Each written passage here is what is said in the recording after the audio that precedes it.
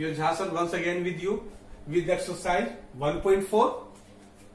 First question है, आप अपने बुक को अपने सामने रख के देखें, उसमें आप पढ़ेंगे without actually performing the long division you have to write these 10 parts of this first question are terminating और नॉन टर्मिनेटिंग.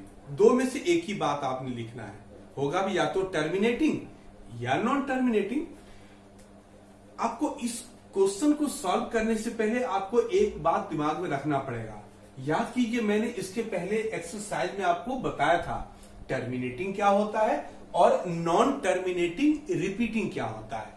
टर्मिनेटिंग में आप सबसे पहले जो क्वेश्चन है उसमें देखिए, जो न्यूमरेटर है ऊपर वाला लिख दिया. ऊपर वाले से कोई ज्यादा फर्क नहीं पड़ेगा, मेन है नीचे वाला डिनोमिनेटर. इस डिनोमिनेटर का आप फैक्टराइज कर लें. पहले फैक्टराइज जब करेंगे तो आप देखिए 5 आया है 5 टाइम्स, नीचे में 3125 की जगह पे 5 टाइम्स 5 लिख दिया. इसको लिख सकते हैं 5 की पावर 5. ध्यान से देखिए, याद रखिएगा, डिनोमिनेटर में नीचे वाले में यदि केवल 2 और 5 रहे, याद रखिएगा, केवल 2 और 5 रहे तो वो टर्मिनेटिंग डेसिमल एक्सपेंशन कहलाएगा. यदि इस 2 5 से कुछ अलग आ जाए, मींस नीचे में 3 आ जाए, 7 आ जाए, 11 आ जाए, इस तरह से कुछ आ जाता है इस 2 और 5 से अलग, then that expansion will be non terminating repeating decimal expansion. Clear है ना.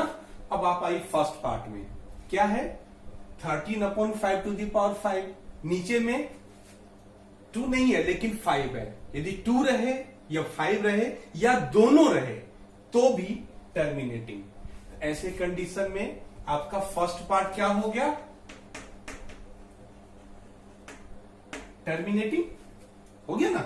सेकेंड पार्ट में आप आइए, ऊपर 17 है, नीचे 8 को जब आप इसी तरह से फैक्टराइज करेंगे तो ये आएगा 2 इंटू 2 इंटू 2 मीन्स 17/2 की पावर में 3. अब देखिए डिनोमिनेटर में क्या है, केवल 2 है, बेशक 5 नहीं है, कोई बात नहीं, केवल 2 है ना. यदि केवल 2 रहे तब भी टर्मिनेटिंग, केवल 2 रहे तो भी टर्मिनेटिंग, केवल 5 रहे तो भी टर्मिनेटिंग, ये दोनों रहे 2 और 5 दोनों रहे तो भी टर्मिनेटिंग. तो अब ये भी टर्मिनेटिंग आ गया.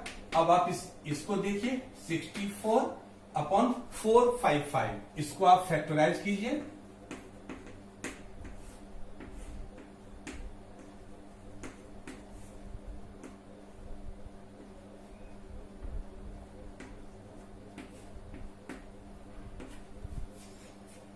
यहां पर आ गया 5 इंटू 7 इंटू 13. याद कीजिए, 5 और 2 से अलग आ गया, 7 भी आ गया, 13 भी आ गया. So it will be non terminating repeating, non terminating repeating आएगा. इसी तरह से आप 15 है 1600. अब आप इस 1600 को इसका प्राइम फैक्टर निकालें.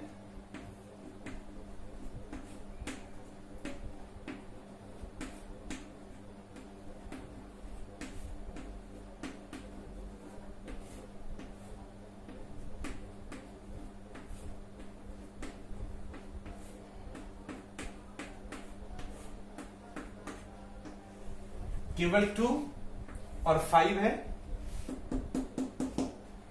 2 to the power 6 into 5 to the power 2. नीचे में केवल 2 और 5 है, मीन्स टर्मिनेटिंग होगा. याद है ना.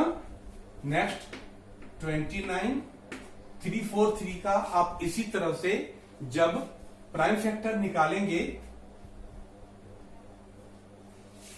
343।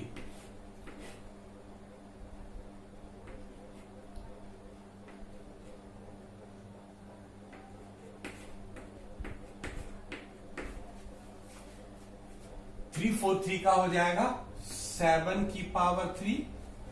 7 3 बार हो गया। नीचे में डिनोमिनेटर में आप देखें क्या है, 2 और 5 से अलग है, सो क्या होगा, non terminating repeating, non terminating repeating होगा।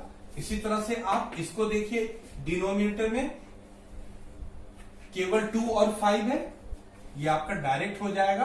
केवल 2 और 5 वाले को आप डायरेक्ट लिख सकते हैं terminating.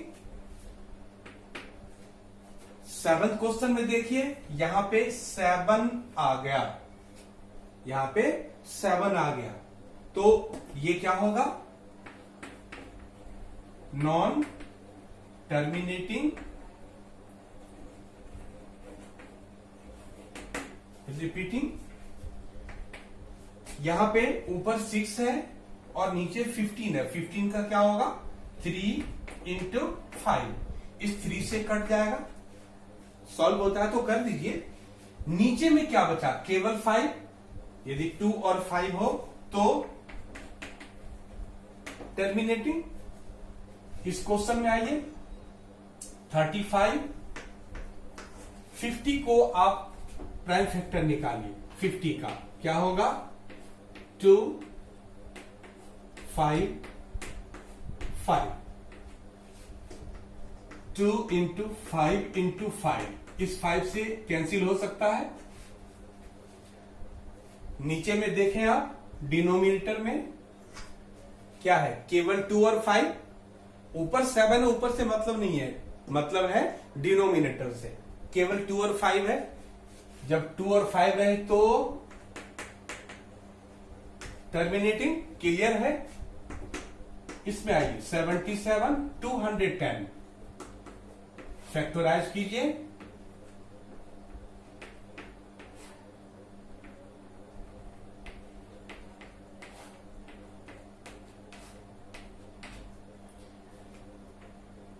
Two into 3 into 5 into 7।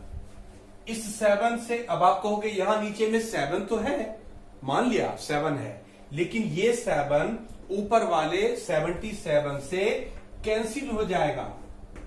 Cancel होता है तो कैंसिल कर दें आप, तभी आपको समझ में आएगा कि नीचे में क्या बचा। अब देखिए, नीचे में 2 और 5 तो है, लेकिन इस दोनों के साथ 3 भी आ गया। और 2 और 5 से अलग यदि कोई आ जाता है डिनोमिनेटर में, then that is non terminating repeating. First question उम्मीद करते हैं आपके समझ में आ गया है। Come to second question. Write down the decimal expansion of those rational number in question 1 above. याद कीजिए, सेकेंड क्वेश्चन से पहले जो आपने फर्स्ट क्वेश्चन किए थे, उसमें टोटल 10 पार्ट्स थे, 10 पार्ट्स। उन 10 के 10 पार्ट्स का आपको डेसिमल एक्सपेंशन में लिखना है। डेसिमल में लिखना है आपको, लेकिन किसका, सभी का नहीं। Which have terminating decimal expansion, जो टर्मिनेटिंग है। आपको 10 पार्ट थे ना, 10 पार्ट थे उसके, 10 के 10 में जिसका टर्मिनेटिंग था उसको आपने डेसिमल में लिखना है। जो नॉन टर्मिनेटिंग है उसको छोड़ देना है। ठीक, चलिए फर्स्ट पार्ट में 13/3125 था। 13 इसका आपने फैक्टराइज किया था, 3 1 2 5। क्या था, 5 से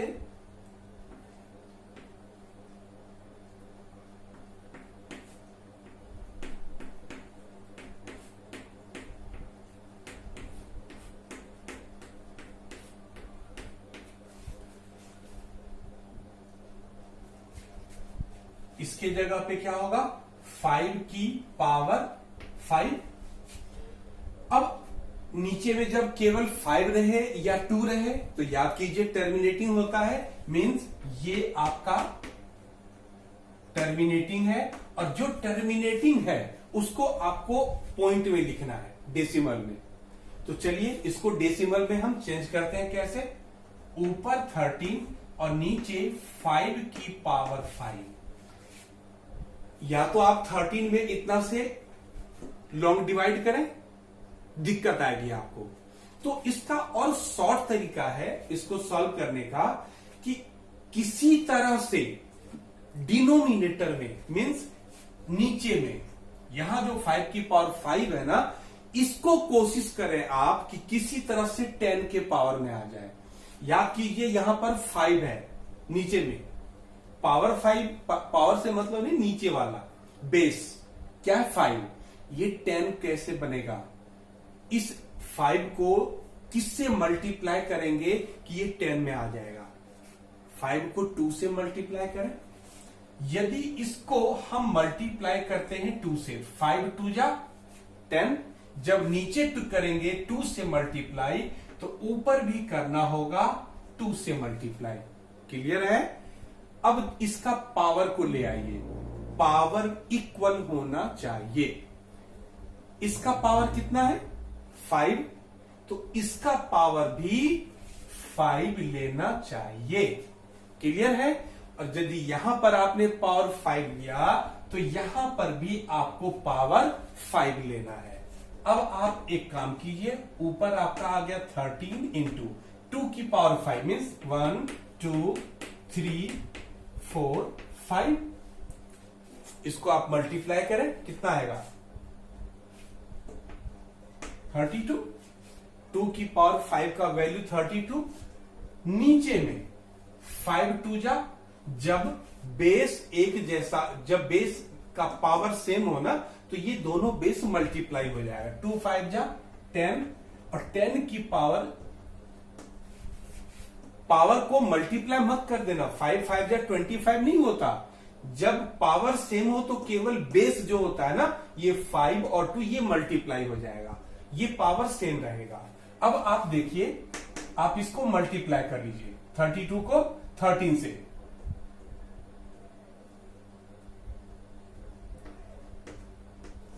10 की पावर 5 क्या होगा? 1 2 3 4 5। इसमें इसको डिवाइड करना बहुत आसान है। कैसे? आप ऊपर में 416 है ना, लिख दीजिए। नीचे में 1 पे कितना जीरो है? 1 2 3 4 5, 5 जीरो है। मींस राइट हैंड साइड से 5 डिजिट लेफ्ट को चल के आप पॉइंट लगा दें। 5 डिजिट 1 2 3, अभी 2 डिजिट रह गया, 2 डिजिट के जगह पे 2 बार जीरो लगा दें और पॉइंट लगा दें। पॉइंट से पहले एक और जीरो लगा दें। आपका आ गया ना? इसी तरह से आप इसको सॉल्व कर सकते हैं। ऊपर में 17, यहां पर 8 को क्या लिखेंगे? 2 की पावर 3। अब इसको, ये नीचे में 2 है, इट मीन्स ये क्या है? टर्मिनेटिंग है, और जो टर्मिनेटिंग है उसको पॉइंट में लिखना है। पॉइंट में लिखने के लिए नीचे में 10 आना चाहिए। ऊपर वाले को आप कोई जरूरत नहीं छेड़ने का। नीचे में 2 की पावर 3 है। याद कीजिए, टर्मिनेटिंग डेसिमल में आप तभी बदल सकते हैं जब नीचे में 10 हो, यहां पर केवल 2 है। तो 10 लाने के लिए इस 2 को आप सोच के देखो किससे मल्टीप्लाई करेंगे। 2 को यदि 5 से मल्टीप्लाई कर दें, 2 5 जा 10 हो गया ना। अब जितना इसका इस 2 का पावर है उतना ही पावर आप यहां पे लगा दें। यहां पे 2 की पावर 3 है तो 5 की पावर भी 3 लगा दें, और ये आपने नीचे किया तो ऊपर भी मल्टीप्लाई कर दें इसी से, 5 की पावर 3। कोई दिक्कत नहीं होना चाहिए मेरे हिसाब से। अब क्या बचा यहां पे? ऊपर में 17 इंटू 5 की पावर 3। 5 को आप 3 बार मल्टीप्लाई करो, 5 इंटू 5 इंटू 5 कितना होता है? 125। नीचे में देखिए पावर सेम आ गया, इसको मल्टीप्लाई करेंगे 10 की पावर में 3 आ जाएगा। अब आप इसको इससे मल्टीप्लाई कर लीजिए।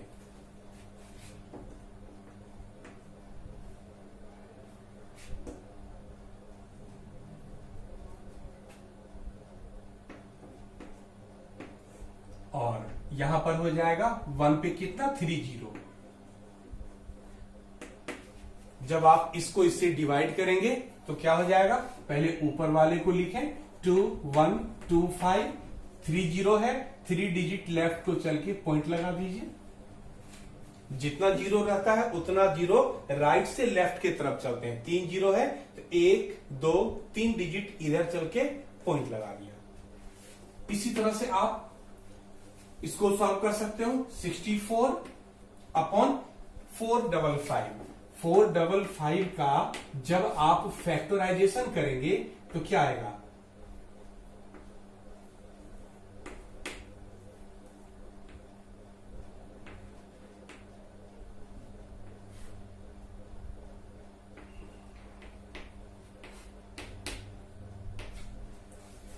Five into 7 into 13।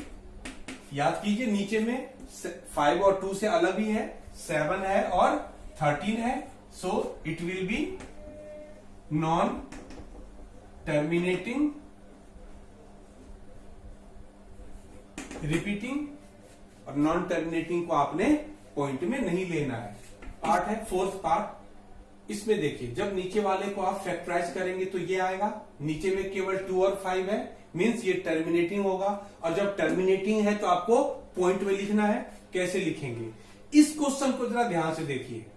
यहां पे 2 की पावर 6 है और यहां पे 5 की पावर 2 है तो केवल 2 और 5, लेकिन दोनों का पावर सेम नहीं है। दोनों का पावर आपको सेम करना है। कैसे करेंगे, 15 तो लिख दिया 15, 2 to the power 6 into 5 to the power 2। ये दोनों आपका पहले वाला था। अब देखिए पावर सेम में कहां दिक्कत आ रही है। यहां 2 की पावर 6 है और यहां 5 की पावर 2 है, मीन्स 5 का पावर आपका कम पड़ रहा है।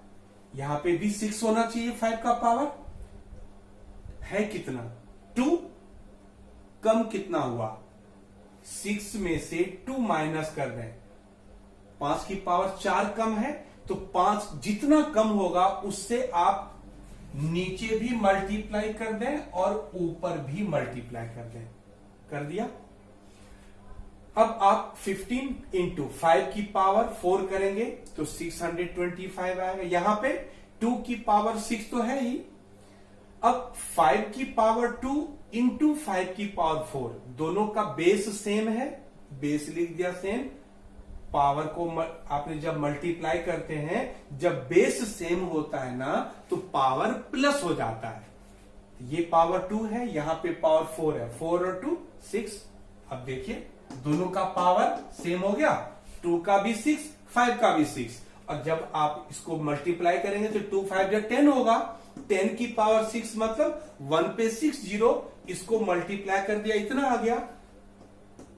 डिवाइड करना आसान है ना, ऊपर वाले को लिख दिया, 6 डिजिट से पहले पॉइंट लगा दिया।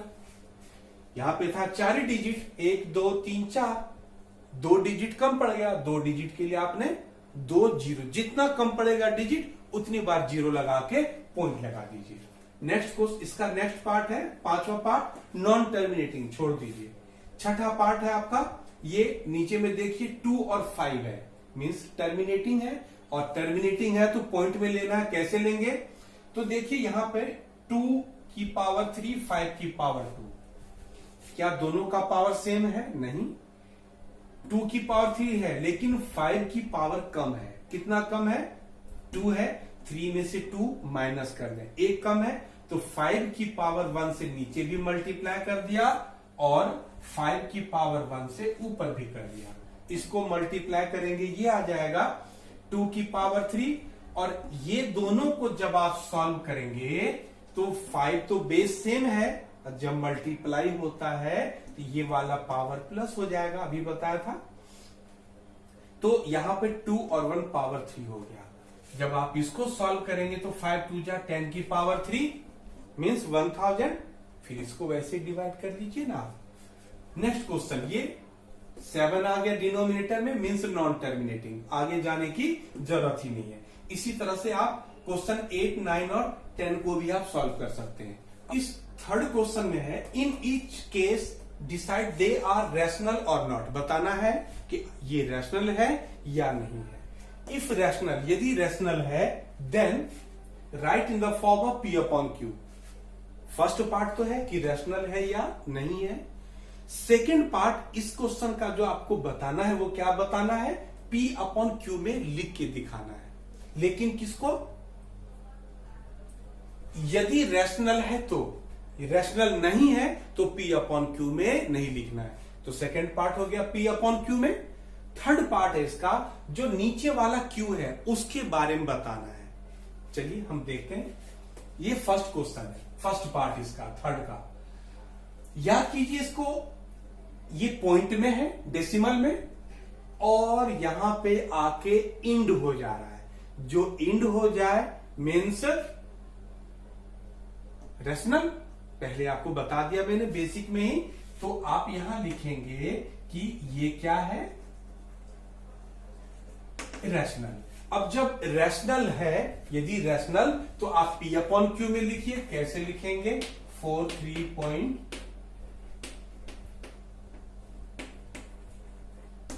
यहां से आप पॉइंट हटाएं, पॉइंट हटाएंगे तो क्या होगा,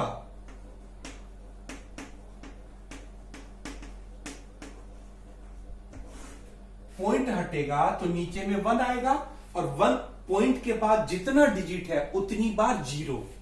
यहां पे 1, 2, 3, 4, 5, 6, 7, 8, 9 मीन्स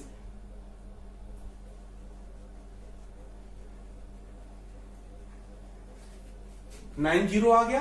अब ये 9 0 आ गया तो इसको हम क्या लिखेंगे,